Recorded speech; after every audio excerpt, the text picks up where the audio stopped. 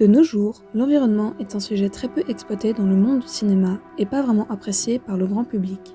En effet, nous avons remarqué qu'il y a une sorte de barrière, un frein, car l'environnement est un sujet anxiogène pour beaucoup de personnes, qui doit être traité de manière subtile grâce à la fiction.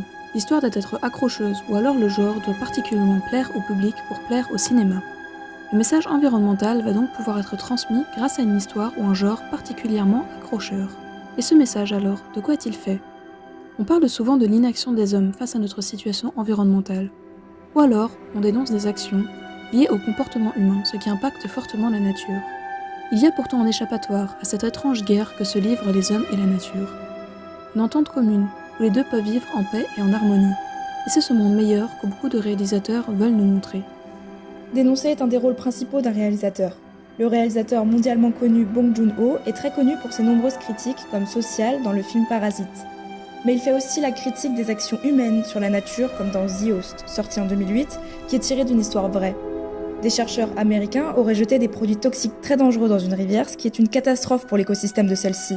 Dans le film, ces produits ont créé un monstre, une incarnation de la haine, qui attaque l'homme et prend en personnage principal ce qui lui est de plus précieux, sa fille. Le message est clair. Faites attention à la nature autour de vous avant qu'elle ne se retourne contre vous et vous arrache de tout ce qui vous est cher.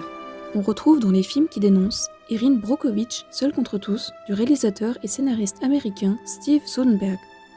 Sorti en l'an 2000, ce film est tiré d'un fait réel relatant une affaire de pollution des eaux potables à Hinckley en Californie. En effet, dans ce long métrage, on retrouve Erin, jouée par la célèbre Julia Roberts, une mère de 3 enfants au chômage qui va trouver du travail dans un cabinet d'avocats et va s'occuper des archives où elle va retrouver un dossier dans lequel elle trouve qu'une société de distribution d'énergie, la Pacific Gas and Electricity Company, a acheté une maison dans la petite ville de Hinckley. Or, les habitants de cette ville sont atteints d'importants problèmes de santé comme des cancers par exemple. Le film va montrer son combat pour dénoncer cette entreprise et ses graves actions qui impactent tant bien l'homme que la nature. On retrouve donc bien ici une dénonciation de l'action de grandes entreprises sur notre environnement et comment celle-ci impacte notre santé. Depuis toujours, l'environnement est un point sensible de notre société. Dans le film d'anticipation Soleil Vert de Richard Fleischer de 1974 et qui joue en 2022, on nous montre des crises politiques et sociales, des canicules, des masques, une réalité pas si loin de la nôtre.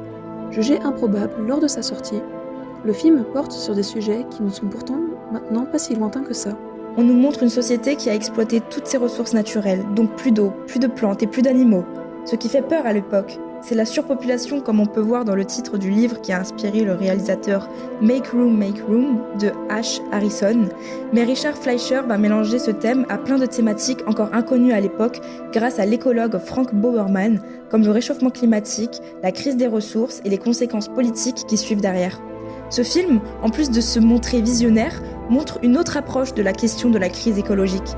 Au lieu de montrer notre fin comme une punition divine avec de grands déchaînements, celui-là est purement politique et montre que l'humain peut mener à sa propre perte car c'est le système politique mis en place qui a entraîné la crise écologique. C'est bien aussi l'inaction de l'homme qui va nous être montrée au cinéma environnemental. Dans le cas de Erin Brockovich, Seul contre tous, on voit bien dès le début dans le titre du film que la femme est seule dans son combat. C'est dans des films comme Women at War de Benedict Erlingsson de 2018 qu'on nous montre à quel point les hommes sont peu engagés dans la lutte pour l'environnement.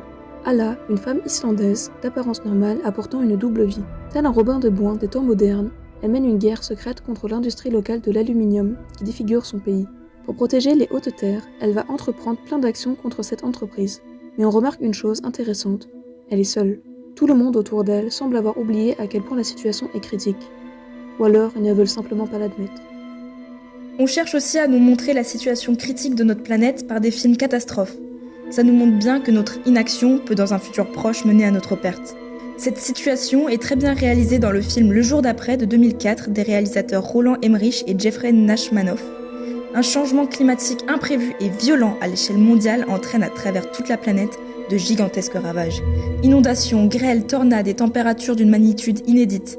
Jack, un climatologue, a peu de temps pour convaincre le président des États-Unis d'évacuer le pays pour sauver des millions de personnes en danger, dont son fils Sam, qui essaye tant bien que mal de survivre dans un New York à moins 20 degrés. On retrouve dans ce récit une forme de punition divine, un changement très brusque de notre écosystème qui vient d'un événement qui nous dépasse. Le film satirique Don't Look Up de Adam McKay est un bel exemple de notre situation en tant que société face à la lutte contre la dégradation de notre planète. Bien que dans le film, ce sont 2 scientifiques qui essayent de faire comprendre au monde qu'une météorite va bientôt s'écraser sur Terre, ce qui va mener à la perte de toute vie, on arrive quand même à se retrouver dans ce récit. Au moment où l'horloge climatique, celle qui nous affiche le temps qu'il reste au monde entier avant d'épuiser totalement le budget carbone dont il dispose pour ne pas dépasser 1,5 degré de réchauffement, nous affiche plus que 5 ans, personne ne semble s'inquiéter.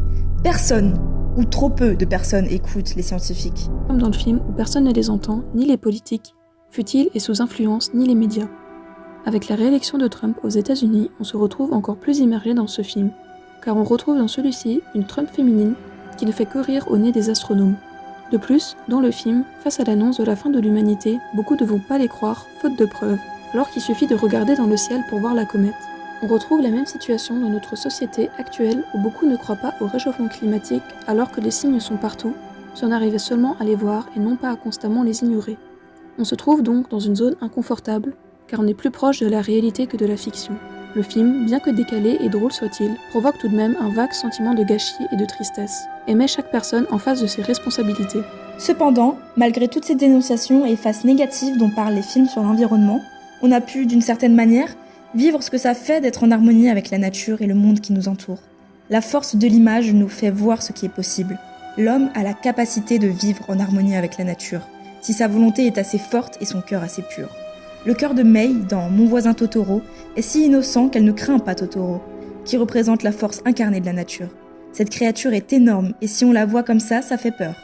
Mais Mei ne ressent pas le besoin de l'attaquer pour se protéger elle-même. À l'inverse, elle va à l'encontre de l'inconnu. Elle va vers lui, prudemment. Elle s'en approche et on se rend compte que Totoro, malgré sa grandeur, est tout sauf agressif. Il est doux et réconfortant, il est protecteur. Tous les soirs, ce gentil géant va s'asseoir sur un grand arbre et veiller sur la petite. Ils cohabitent et s'entraident sans même pouvoir communiquer correctement. C'est pareil pour le film d'animation Ghibli, La princesse Mononoke. Ayant grandi et vécu dans la nature, sans homme, San a appris à cohabiter et comprendre et respecter la nature. Elle vit en harmonie avec toutes les créatures de la forêt et les protège à tout prix. Ou bien le film de science-fiction Avatar de James Cameron. Le peuple Na'vi ne connaît pas notre monde. Leur habitat à la planète Pandora. Ils n'ont pas de technologie, se servent de tout ce que la nature leur offre. Ils lui rendent l'appareil en la protégeant et en créant un tout avec elle. Le film crée de l'émerveillement. On veut se plonger dans cet univers où tout a l'air de fonctionner parfaitement.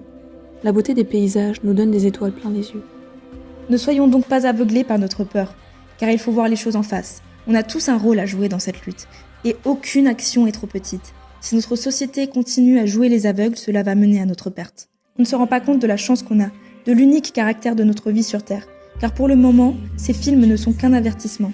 Faisons alors en sorte qu'un monde de demain soit possible.